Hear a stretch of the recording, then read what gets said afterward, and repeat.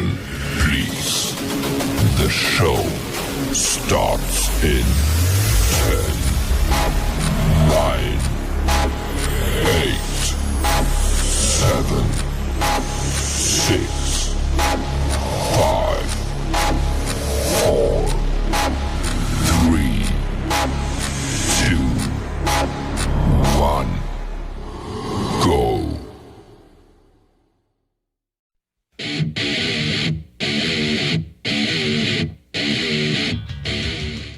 Hello guys, working on my coronavirus video, and there's nobody here. Let me show you.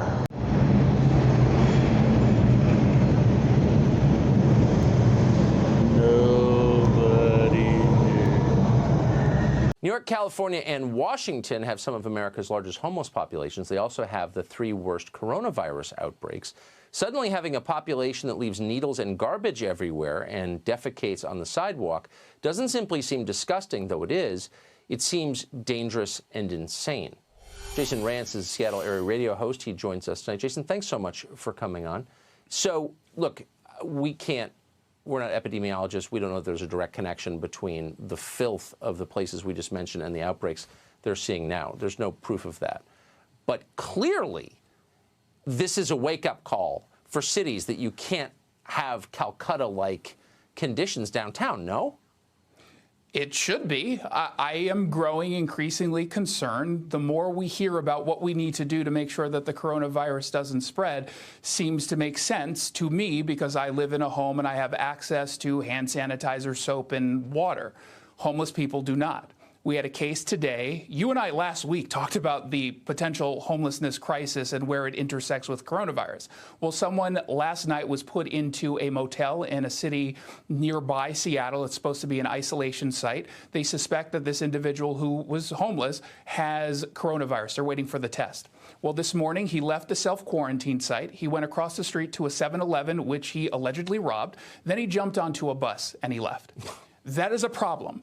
When we have people who are in desperate need of support services because they're living with potentially a mental illness, a addiction, they're not necessarily going to be put in a position where they can just self-quarantine. They need the help.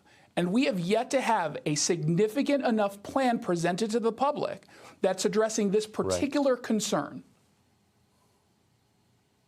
So in other words, if you allow your society to fall apart, as they have in Los Angeles and Portland and Seattle, when a crisis comes, it might collapse completely. Yeah, I mean, that's certainly a concern. I mean, this is something that was a long time coming, and people have been calling this out and saying you cannot allow the homelessness crisis to get this out of control. You have to actually have some semblance of a plan. And simply saying, well, we're not going to sweep people from these encampments and put them in the system because we want to pursue politically, ideologically driven policy prescriptions. Remember, we have a homelessness situation that the city council and this mayor pretends is a direct result solely, almost solely, on affordable housing. They blame Amazon. Amazon is driving up the rents. It's a lie. I'm sorry, but that's not the reason. And waiting to address the actual underlying causes so you can pass affordable housing policies, that's a problem. No, totally. And I say this as someone who despises Amazon, and I mean that. I try not to use Amazon as much as I dislike them. But they're not the cause of this. You're exactly right. They're not. Tell the truth. Stop lying. Amen. Jason, great to see you. Thank you. Thank you. Why do you keep calling this the Chinese virus? There are reports of dozens of incidents of bias against Chinese Americans in this country. Your own aide, Secretary Azar, says he does not use this term. He says ethnicity does not cause the virus. Why do you keep using this? A lot of people say it's racist. It's not racist at all. No, not at all. It comes from China.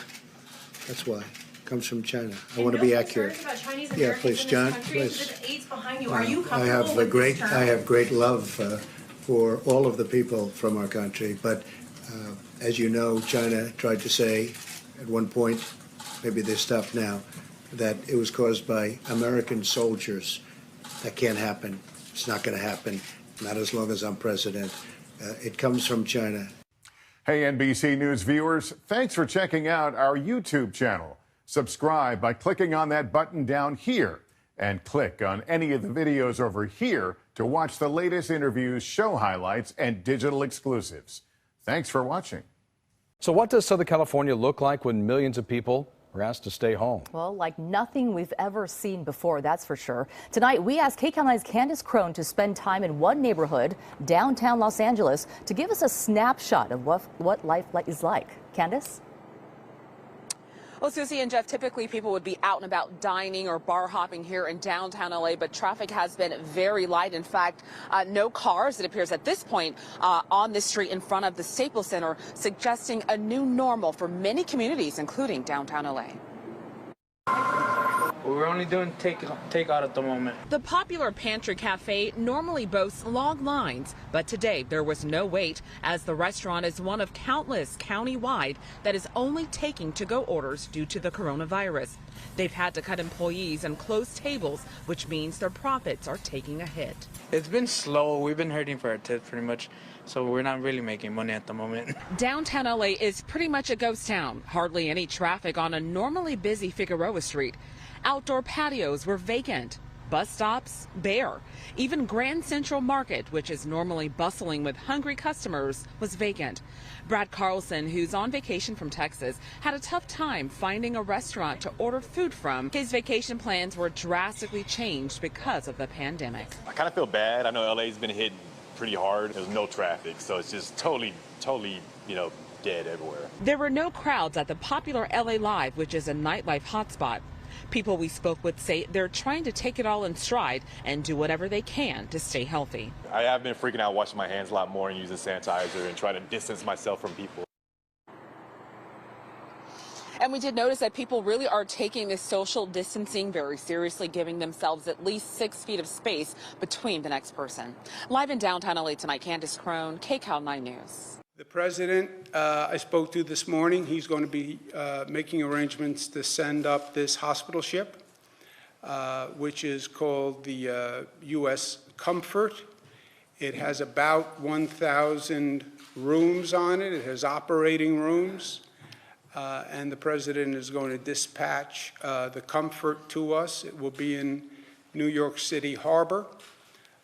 This will be, it's an extraordinary step, obviously. Doug, the mayor says this morning that basically he wants everybody to make sure they are taking care of each other, and to do that, they are taking care of themselves. There are countless examples of people helping, and that needs to continue. Everything we can do to slow the spread of the virus, we will prevent our hospitals from getting overwhelmed. And the more seriously we take this situation right now, the sooner life in our city will be back to normal. The mayor posted that message on Twitter last night. He said practicing social distancing and only going out when needed are vital to prevent the spread of the virus. Mayor Walsh said he will be rolling out long and short-term recovery plans for the city soon. By the way, he has reiterated there are no plans at this time for any shelter in place in the city of Boston. We're live in Boston. Josh Brigadier, WCVB News Center 5. Josh.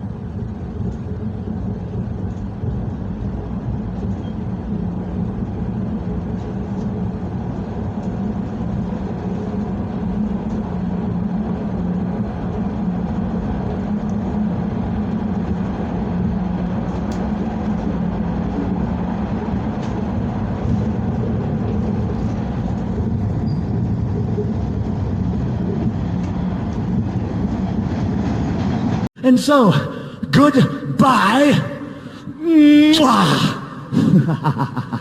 and good night, bang!